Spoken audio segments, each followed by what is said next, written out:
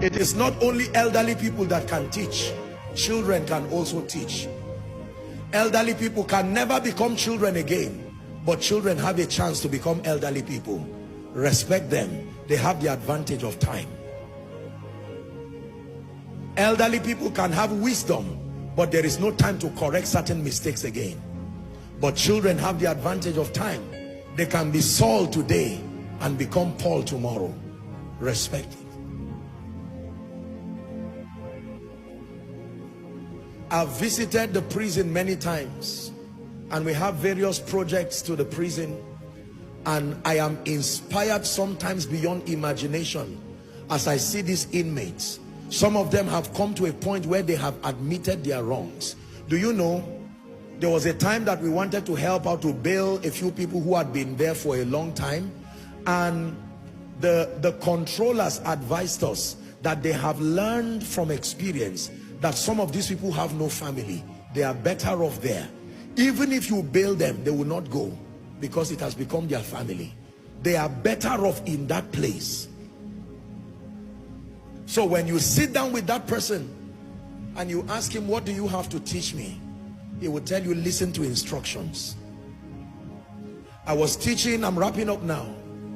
I was teaching at a youth session, my final session in South Africa this year, and I just decided to inspire some of the people, the youths within the nation there, as a final session.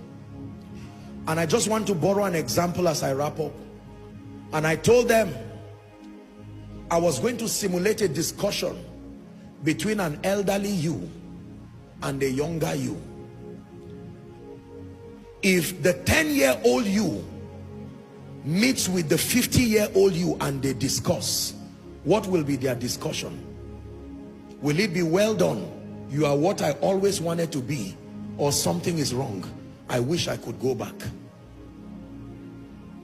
I have told you that at the end of your life you will always be remembered, only be remembered by the problems you created or the ones you solved.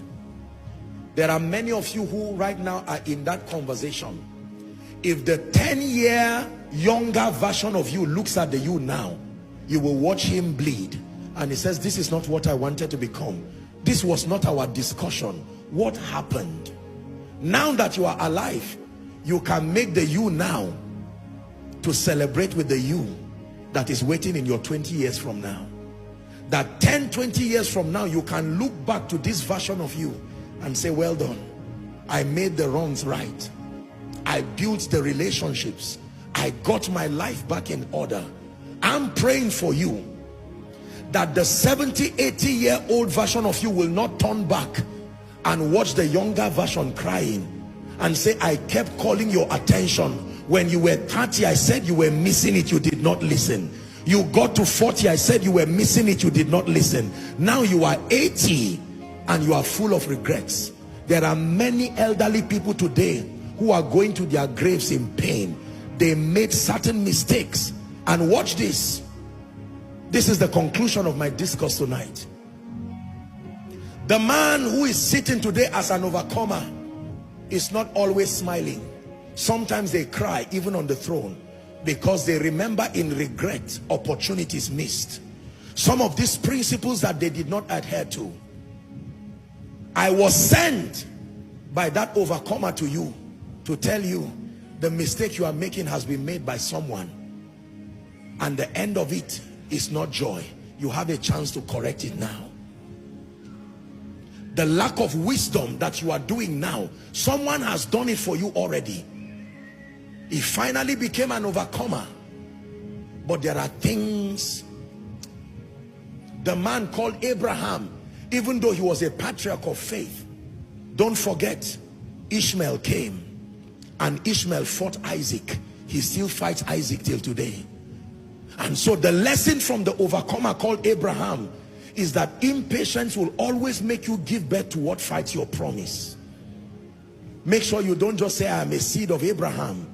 Learn from the pain of the patriarch. If you were to meet with David today, David will tell you that I was a great man after God's heart, but there were mistakes I made with my life. Do not make that mistake. How about Solomon the wise? You will see him seated today, and if you were to see Solomon, he will tell you, read the book of Ecclesiastes for the next 1 month, and you will cry while he's saying it. Read the book of Ecclesiastes and give it to every successful person to read. That of writing many books there is no end, and much study is a weariness to the body. But this is the conclusion of the matter. Fear God and keep his commandments, he said, for this is the whole duty of man. If you were to meet the man tall, seated as an overcomer, he will say, I have a message for you. Know God early. Know God early. It will save you a lot of problems. Know God early. If you were to meet Esau and meet Jacob, they would tell you, do not sell your destiny for a pottage of stew. It is not worth it. Do not sell your birthright because you are hungry. Endure. Your birthright is greater than your hunger today. And then, if you sit and watch the greatest overcomer of all times, he's called the King of Kings. He seated himself upon that throne. Let me tell you what he will tell you. Come unto me, all ye that are heavy laden and are weary, and he will tell you, I can give you rest. Rest from yesterday, rest from pain, rest from misery, rest from curses. I can give you rest. He says, my yoke is easy and my burden is light. You shall find rest indeed for your soul. Take my yoke upon you. If you meet the overcomer, he will tell you, no matter how your sins are, I paid that price for you as proof of love. You may not be able to do anything about yesterday, but you can start afresh today and make meaning with your today for a great tomorrow. We are surrounded by overcomers. They are called a great cloud of witnesses. I've been assigned by the Spirit to glean from their wisdom and to share with you tonight irrefutable, destiny-defining principles that have turned ordinary men to become champions, hoping that soon enough in your lifetime you will have a chance to sit upon this rare throne that not many sit on as an overcomer yourself. That your name will be turned from Joshua Selman to an overcomer, from Mary, from Grace to an overcomer. That people will look at you and indeed you will be called an overcomer. Please rise up on your feet.